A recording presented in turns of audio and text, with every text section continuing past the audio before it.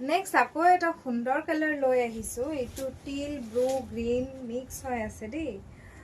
খুব ধুনীয়া, কিন্তু কাপোৰ কেইযোৰ ডুৱেল টোন কালাৰত আহিব। এইটো মানে দুটা শ্বাইন আহি আছে, ব্লু এণ্ড অৰেঞ্জ টাইপৰ এটা আছে, কাৰণ মানে অৰেঞ্জৰ একচুৱেলি গ্ৰীণত অৰেঞ্জ বোৱা হৈছে, সেইকাৰণে দুটা কালাৰ আহি আছে। খুব ধুনীয়া, white and yellow and silver গুণৰ ৱৰ্ক থাকিব। আৰু আঁচল পাটটো দেখাইছোঁ, খুবেই ধুনীয়া। এইটো আহিব আঁচল পাট, খুব সুন্দৰ কাপোৰযোৰ। আৰু লগতে এইকেইটা আহিব মেখেলা, এখন মেখেলা থাকিব।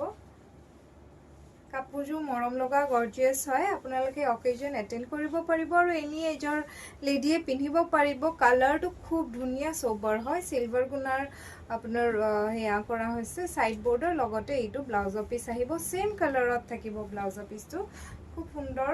আৰু য়েল্লো কালাৰটোৱে ব্ৰাইট কৰি তুলিছে কাপোৰযোৰ। যদি আপোনালোকৰ ভাল লাগিছে, কালাৰ কম্বিনেশ্যনটো ভাল লাগিছে, তেতিয়াহ'লে আমাৰ পৰা ল'ব পাৰিব অনলি 2280 ৰুপিজত, 2280 টকাত ল'ব পাৰিব।